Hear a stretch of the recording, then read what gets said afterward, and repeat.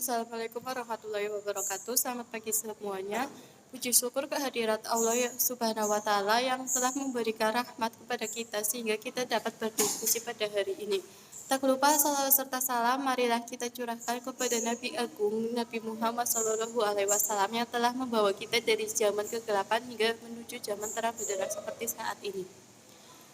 Yang terhormat Ibu Ririn Setiorini MPD selaku dosen pengampu mata kuliah Bahasa Indonesia dan teman-teman yang berbahagia. Sebelumnya perkenalkan saya Mentari Alfareta sebagai moderator dan presentator pertama. Baik, untuk mempersingkat waktunya kita langsung ke materi yang pertama, yaitu definisi tema. Tema berasal dari bahasa Yunani titenai yang berarti menempatkan atau meletakkan. Dalam Kamus Besar Bahasa Indonesia, tema adalah pokok pikiran.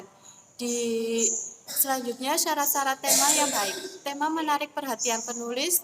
Kedua, tema dikenal atau diketahui dengan baik. Dan yang ketiga, bahan yang dapat diperoleh. Selanjutnya, tema dibatasi ruang lingkupnya. Selanjutnya, topik. Topik juga dapat didefinisikan sebagai hal yang pertama kali ditentukan ketika penulis akan membuat tulisan, atau bisa disebut juga topik adalah tahap awal dalam proses penelitian atau penyusunan karya ilmiah. Baik, selanjutnya akan dilanjutkan oleh presentator kedua, yaitu Mbak Harismatul Romadona. Ciri-ciri topik. Yang pertama, topik harus menarik perhatian si pembaca sehingga mampu menimbulkan rasa keinginan pembaca. Yang kedua, mencakup keseluruhan isi cerita. Selanjutnya, syarat-syarat topik yang baik. Yang pertama, menarik untuk ditulis dan dibaca. Dan yang kedua, diskusi dengan baik oleh penulis minimal prinsip-prinsip ilmiah.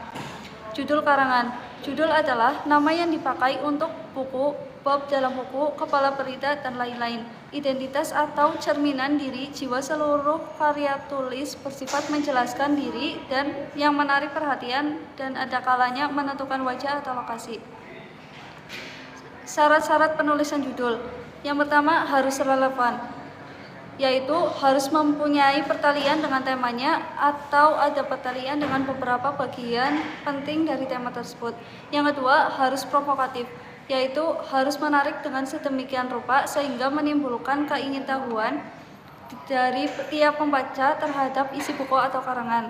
Dan yang terakhir harus singkat, yaitu tidak boleh mengambil bentuk kalimat atau frasa yang panjang, tetapi harus berbentuk kata atau rangkaian kata yang singkat. Usahakan judul tidak lebih dari 5 kata. Ciri-ciri judul. Harus berbentuk frasa, tanpa adanya singkatan atau akronim. Awalan kata harus huruf kapital, kecuali preposisi atau konjungsi. Tanpa tanda baca di akhir judul. Logis, harus sesuai isi. Selanjutnya akan dilanjutkan oleh presentator yang ketiga, yaitu Mbak Roselin. Berdasarkan pola susunan, kerangka karangan dibagi menjadi 2, pola alamiah dan pola logis. Pola alamiah itu ada kronologis, spesial, dan topik yang ada. Kemudian ada pola logis, itu ada klimaks, antiklimaks, kausal, pemecahan masalah, umum khusus, familiaritas, akseptabilitas. Kemudian kerangka karangan. Kerangka karangan adalah suatu rencana kerja yang memuat garis-garis besar dari suatu karangan. Kemudian untuk karangan sendiri adalah hasil rangkaian kegiatan seseorang dalam mengungkapkan gagasan atau buah pikirannya melalui bahasa tulis yang dapat dibaca dan dipahami oleh orang lain.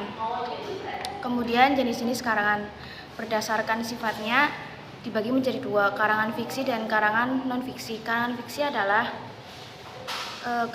adalah karangan yang ditulis berdasarkan sisi imajinatif pengarang. Kemudian untuk karangan non-fiksi adalah karangan yang ditulis berdasarkan fakta atau kejadian yang benar-benar terjadi.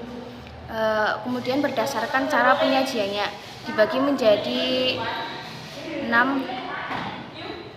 Yang pertama, karangan deskripsi. Karangan deskripsi itu adalah karangan yang menggambarkan sesuatu sehingga pembaca seolah-olah bisa melihat atau merasakan objek tersebut. Kemudian untuk karangan narasi adalah jenis karangan yang menceritakan kejadian atau peristiwa sehingga pembaca seolah-olah mengalami peristiwa tersebut.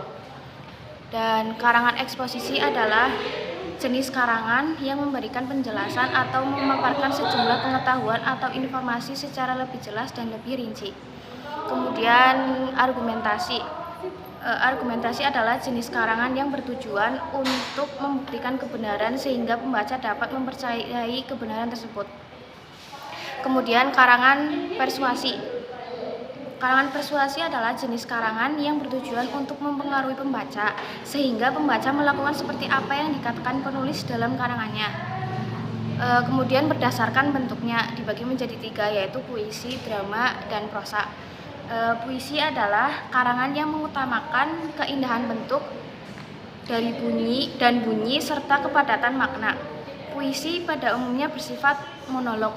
Kemudian drama adalah karangan yang berupa dialog sebagai pembentuk alurnya. Terus prosa adalah karangan yang disusun secara bebas dan terperinci.